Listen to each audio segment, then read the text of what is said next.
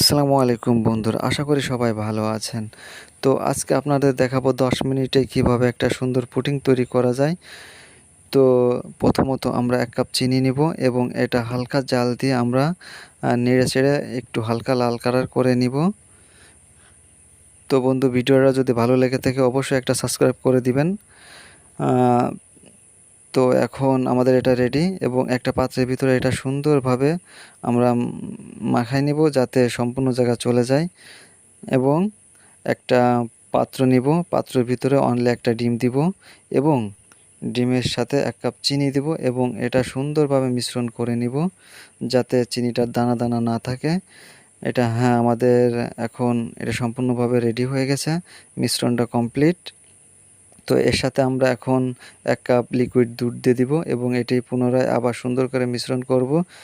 সুন্দরভাবে মিশ্রণ করব এই কারণে যাতে চিনিটার দানা দানা না থাকে। এখন এটাও আমাদের রেডি। এখন এটা আমরা একটা ছাঁকনি দিয়ে সুন্দরভাবে ছেঁকে নিব যাতে দানা দানা যেগুলো থাকে ওইগুলো না থাকে। এরপর আমরা একটা পেপার দিয়ে সুন্দরভাবে ঢেকে নিব। এখন এটা আমরা ভাপ দিব এবং ভাপ দিয়ে অনলি 10 থেকে 20 মিনিট আমরা রেখে দিব। তো এখন আমাদের এটা রেডি, আমরা একটু চেক করে নিব টুথপিক দিয়ে। এটা আমাদের রেডি, যেহেতু এটা মাখে নাই অবশ্যই রেডি। তো বন্ধুরা, এটা চাকু দিয়ে আমরা চারিপাশ সুন্দরভাবে কেটে নিব যাতে মানে তুলতে ভালো হয়। বন্ধুরা দেখেন, অনেক সুন্দরভাবে আমার এটা রেডি হয়ে গেছে।